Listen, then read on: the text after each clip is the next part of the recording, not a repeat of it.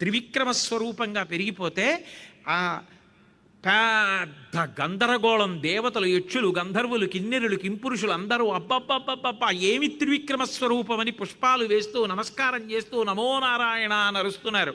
ఆ అరుస్తున్న హడావిడికి చతుర్ముఖ బ్రహ్మగారు ఏమిట్రా ఈ గోళ అని సమాధిలో ఉన్నవాడు ఉలిక్కిపడి కమండలం పట్టుకుని బయటికి వచ్చి చూశాడు.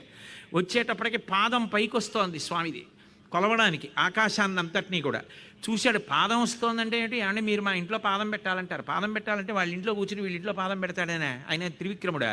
కాదు, మా ఇంటికి రావాలని దాని అర్థం. వస్తున్నాడు స్వామి.